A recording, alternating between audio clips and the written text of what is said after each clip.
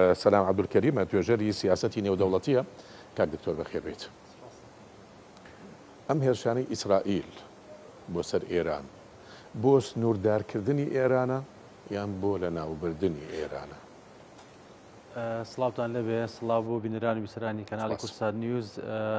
من ئەوەندەی کە پێم وترا لەسەر هەڵوێستی تورکیا لەسەر ئەم جەنگە زۆر باش ێسای سەر ئەوەش دواتر بێگومان ئێمە زانین کە لە ڕووداوەکانی 7 ئۆکتۆبەرەوە بارودۆخێکی نوێ هاتوۆتە ئاراوە تەواوی ناوچەکانی ڕۆژهەڵاتی ناوڕاستی گرتوێتەوە و پێشتریش لە جەنگ دژی تیرۆرەوە لە دوای 11 سپتەمبەرەوە استراتیژێکی نوێی وڵایەتە یەکگرتووەکانی ئەمریکا هاتە ئاراوە کە گۆڕانکاری لە سیستەمی سیاسی و هەروەها گۆڕانکاری لە جیۆپۆلیتیکی ڕۆژهەڵاتی ناوەڕاستە بکە بە تایبەتی لە جیهانی ئیسلامی و ئەو کاتە لە ڕۆژنامەی کوردستانی نوێ راپۆرتێکی FBI تەرجەمە کرابوو کە دەبوو تا 2010 کۆمەڵێک ڕێکخراوی سیاسی پارتی سیاسی وهروەها وڵات لە دەوڵەت و وڵات لە چوارچێوەی جیهانی ئیسلامیە لە استراتیژی ئەمریکایە نەمێنن و بڕوخێن. ئەلبەت کاتەکەوکو فترەی زەمەنی ڕەنگە بڵێن 15 ساڵی تێپەڕبووە بۆ فترەی 2010 بەڵام ئەگەر تێبینی بکەین بەشێکی زۆر ئەو کاتە لە راپۆرتەکەدا وڵاتانی ئێران، ئەفغانستان، وارەها سووریا، میسر، سوودان، جەزائیر، تونس هەموو ئەوانە بەشێکی زۆری تێدا هاتبوو کە ئەگەر ئێستا ئەو راپۆرتە بەراوردکەن بە بارودۆخی ئێستا واقعی سیاسی ئێستا تێبینی دەکەن کە زۆر گۆڕانکاری هاتوۆتە ئارەوە لە ڕووداوەکانی بەهاری عەرەبی لە 2011 گۆڕانکاری لە تونس ڕوویداوە، لە میسر ڕوویداوە، لە سووریا گۆڕانکاری ڕوویداوە، ڕژێم ڕووخاوە و ئێستا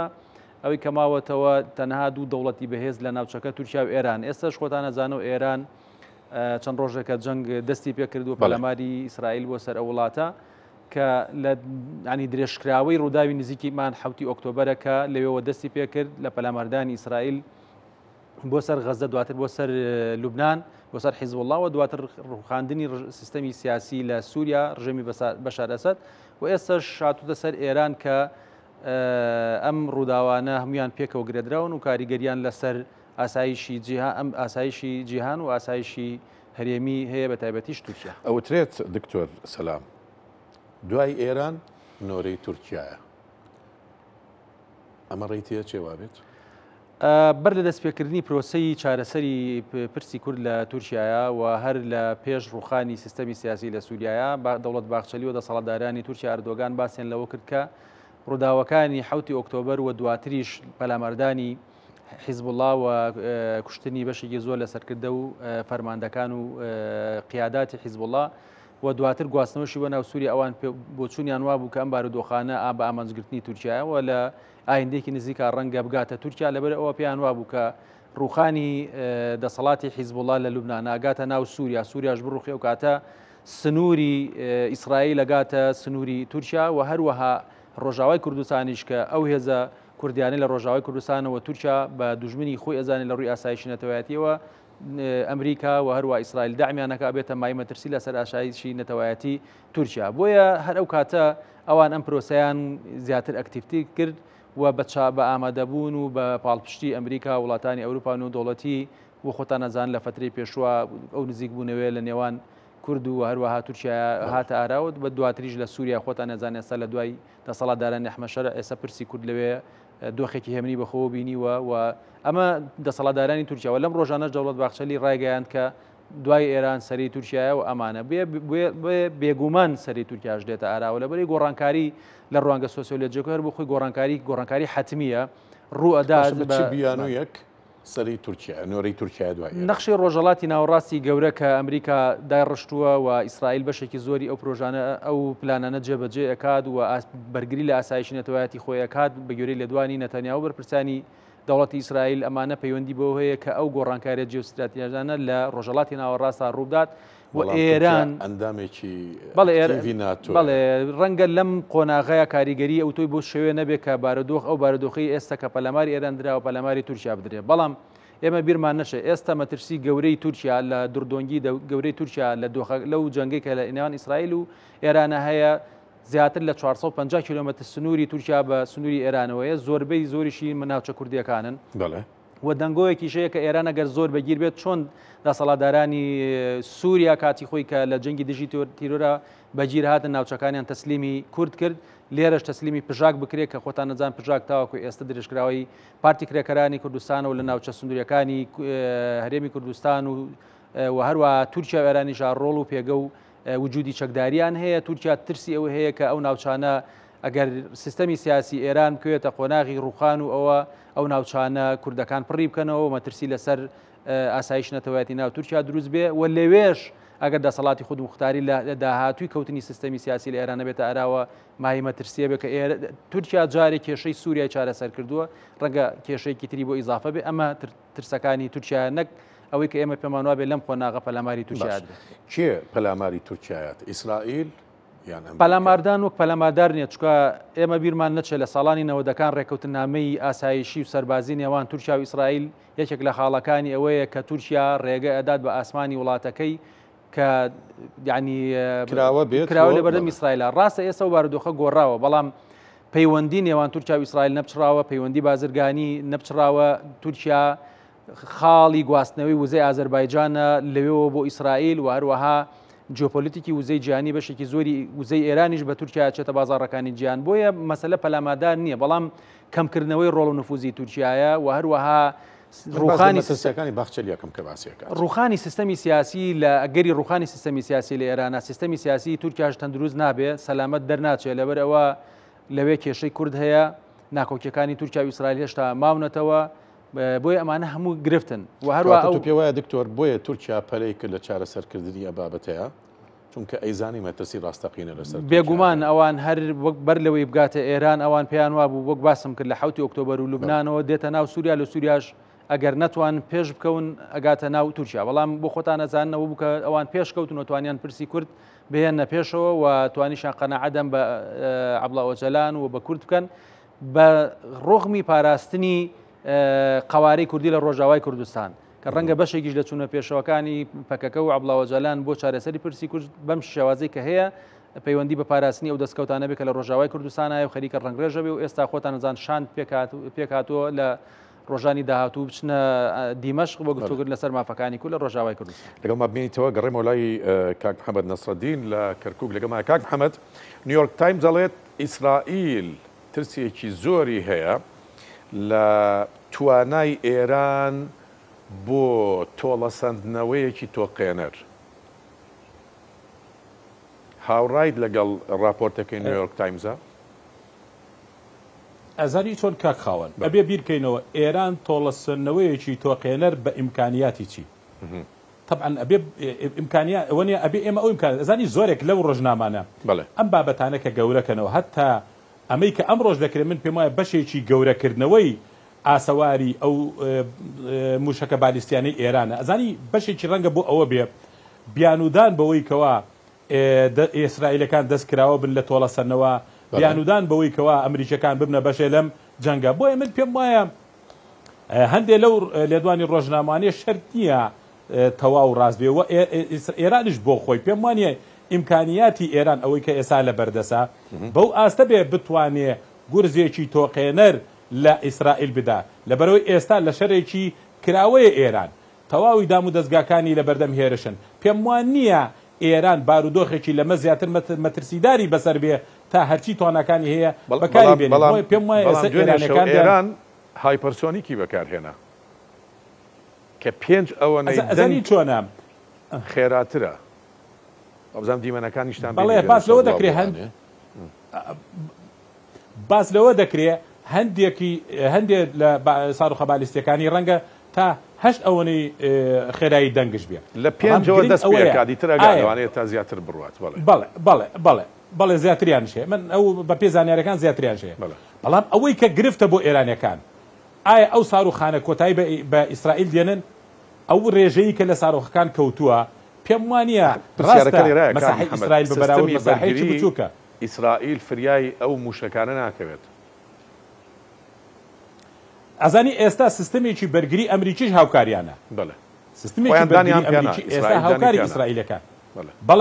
بەڵێ لە یەکەم ڕۆژەوە سیستمێکی بەرگری ئەمریکاش هاوکارێنە. بەڵام من پێم وایە بۆ خۆی ئەم پرسە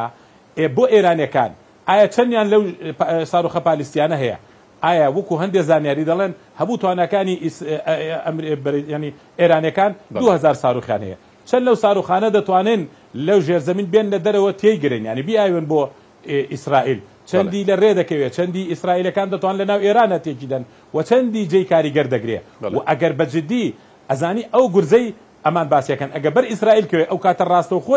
ئەمریکا ئەبێتە بەشێ لەو جەنگە کە پێم وایە ئێرانەکان تا ئێستا خۆیان لەوە دەپارێزن بۆیە هەندێک گورز کە باز دەکرێت گەر کاریگەریەکەی لە توانای ئیسرائیل تێپەڕکە ئەمریکیەکان ڕاستەوخۆ دەبنە بەشێ لەم جەنگە کە تەواوی معادلەکە بە پێچەوانەی بەرژەوەندەکان ئێران دەگۆڕێن. لەگەڵ ما بێنەرۆ دکتۆر سەلام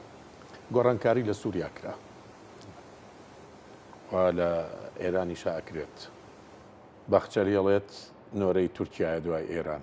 ئەی عێراق لەم نێوەندەیە چی لێت؟ ئەگەر تێبینی بکەین تورکیاویستی لە ناوچەکانی حەڵەب و کۆمەڵە شوێن لە دوای ڕوخانی ئەسەدا بە هەماهەنگی و ڕێکەوتن لەگەڵ دەسەڵاتدارانی نوێ دیمەشق کۆمەڵێک بنکەی سەربازی بکاتەوە بوو ئیسرائیل لێیدا و دوای هەردوو لا لەسەر دابەشکردنی نفوز ڕێکەوتن بێگومان ئەم دابەشکردنی نفوزە بەدەر نییە لەوەی کە تورکیا بەڵێنی دابێ بە ئیسرائیل کە لانی کەم لە پەرلەماردانی ئێرانە بێدەنگ بێ یاخود نەوعان ما جۆرێک لە هاوکاری ئیستیخباراتی یا ئەوەی کە بێدەنگبوون لە بەکارهێنانی هەندێک بنکەی سەربازی و ئاسایشی بۆ چاودێریکردنی بڵێن جموجوڵەکانی خۆی لە پەرلەماردانی ئێرانە کە لە ڕۆژانەش باز لە تۆمەتبارکردنی تورکیا کرا کە لە بنکەی پیرەجیکەوە کە گوایە ئیسرائیل لەوێ بەکارهێناوە بۆ سیخوڕیکردن بەسەر ئێرانەوە بۆ پێکانی ئامادەکانی وەکو دەنگۆیەک ئەمە کە دوور نییە بۆیە لە ئێستاشدا عێراق ئێستا کەوتوتە بەردەم بەرداشی ئەم جەنگەوە بۆ خۆتان نەزان هێزە شیعەکان لەسەر حکومن و بەشێکی زۆرە و هێزە شیعانە لە ئێرانەوە نزیکن وا تا تەسریحاتی مالیکی و تا کەمێک پێش ئێستاش پەلەمایانوێ باڵۆزخانی ئەمریکا لە ناوچەی سەوز لە بەغدا نەمێنێ و پێیان وایە ئەوە شوێنەکە بۆ مەترسی لەسەر ئاسایشی عێراق و هەروەها ئەمریکا نەوعەن ما هاوپەیمان و هاوکاری ئیسرائیل لە پەلاماردانی ئێرانە بۆیە عێراق ئەگەر سەرکردایەتی سیاسی لە عێراقدا و دەوڵەت و هێزە شیعەکان دانایانە مامەڵە نەکەن ڕەنگە عێراقی شتێوە بگلێ لەم جەنگە لەبەرەوە مانەوەی هێزە شیعەکان پێیوەستە ئەوانەی کە لەسەر حکم لە ئێران نزیکن پێیوەستە بە مانەوەی ئێرانەوە و لە گەری ڕوخانی ئێراندا ئەوان ڕەنگە ئایندەی سیاسیان فەرمانڕەواییان و لە ڕوو چەکداریشان بکوێتە مەترسیەوە بۆیە تێوەگلانی عێراق بە تایبەتی کەوتوتە سەر ئەوەی تا چەند هێزە شیعەکان کە فەرمانڕەوان لە عێراقدا هێزی چەکداریانی حەشدی شعبیە تا چەند تەداخلاتەکان و تاکو چەند بەشداریەکەن لەم جەنگی کە لە نێوان ئیسرائیل و ئێراندا هەڵگیرسا ئەو گۆڕانکاریە کە باسی کرد ئەگەر لە تورکیا ڕووبات چ کاریگەریەکە بێ لە سەمەلەفی کورد سەدووەسی کورد کاک خاوەن ئێمە باسمان لەو کرد گۆڕانکاری بەمانای ئەوە نیە لەم خۆناغەیە کە ئەوەی کە پەلاماری ئێرانە درێ بەڵام ئەگەر تێبینی بکەی ڕۆڵی تورکیا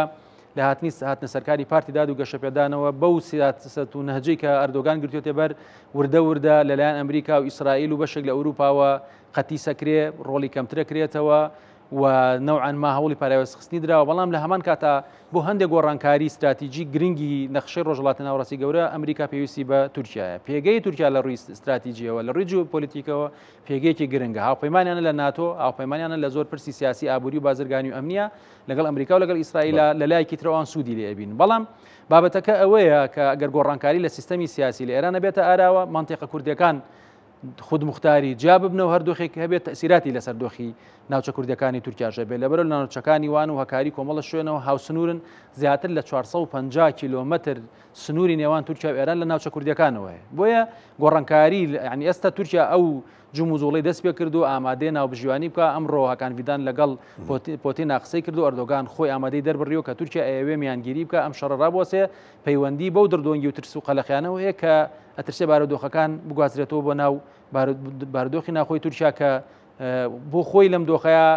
نایەوێت ئەو قازانجانە یا ئەو پێگە و ڕۆڵە نوێیانەی دەستی کەوتووە لە دوای ڕوخانی ڕژێمی ئەسەدەوە لە دەستی بدات ئەگەر بێت و بازنەی جەنگەکە فراوان بێەوە ناو خۆی تورکیا بگرێتەوە کاریگەری سیستەمی سیاسی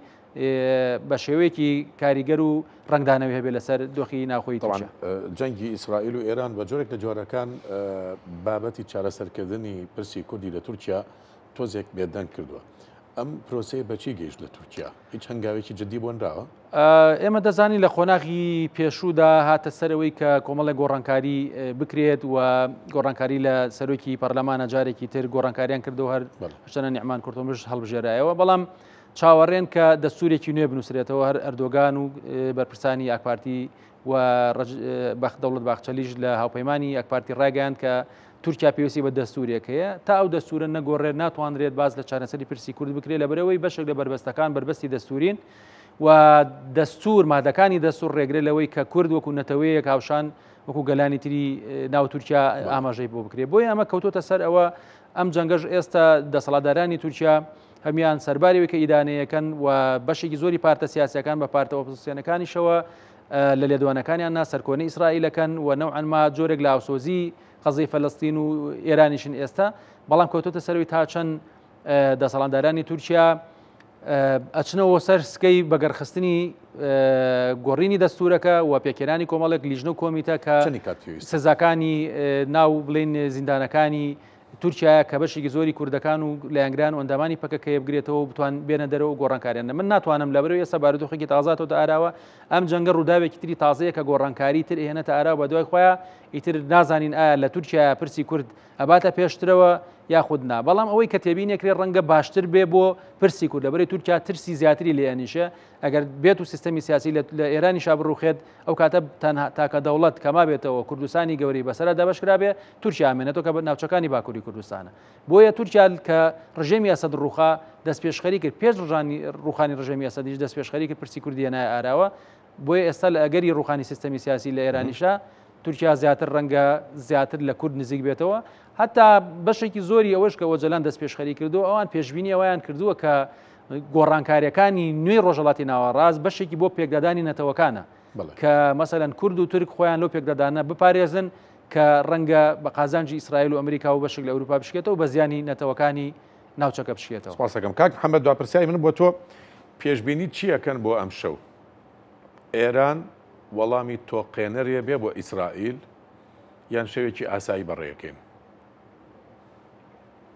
من پێم وایە ئەوەی کە ئێستا لە بەیانەوە تا ئێستا یەک وەجبەیەک لە ساروخی پالیسی لە ئێرانەوە بەرەو ئیسرائیل هاوێشراوە ئەوەش بێ ئەوەی هیچ زیانێکی هەبێ زیانی نەبوو نزیکەی 50 ساڕۆ کەواتە تا ئێستا ئاماژەکەن بەوەن بە شێوەیەکی تەقلیدی وەک چەند ڕۆژی ڕابردوو چەند ساروخێک بگرێتە ئیسرائیل بۆیە ئەوەی کە تا ئێستا زۆر گرنگە کا خاوەن من پێم وایە هەر کاتێ ئێران هەستکە کە ڕژێمەکەی لە بەردەم مەترسی ڕوخاندا ئێمە لە بیرمان نەچێ لە 1991 ئەمریکەکان و هاوپەیمانان بێ ئەوەی بێنە عێراقەوە کە تەواو لە ڕێگای بۆمبارانکردنەوە ڕژێمەکەی سەدام حوسێنیان لاواز کرد بینیمان ڕاپەڕین لە خوار و عێراق و لە هەرێمی کوردستانە خەڵکی ڕاپەڕی بۆیە ئێرانیەکان یەکێ لە مەترسیەکان لەسەر ڕژێمەکەیان ئەوەیە بۆیە من پێم وایە ڕەنگە ئەم شەوش بە وەکو شەوی ڕابردوو تەقلیدی بێ بەڵام هەر هەنگاوێکی تونتری ئێران ئەمڕۆ وەکو بەیان ئەوکو بڕیارەکەی نەتەنیاهۆ طبعاً چەند قاتێک چەندین ئەوەندە زەربەی کوشندەی بەردەکەوێت لەلایەن ئیسرائیلەکانەوە بۆیە ئەوەش بۆ خۆی دەبێت ئێرانیەکان ڕەچاوی ئەوە بکەن. محەممەد نەسەدین چاودێری سیاسی ڕاستەوخۆ لە کەرکووکەوە میوانی ئەمر و ماڵە تایبەتەی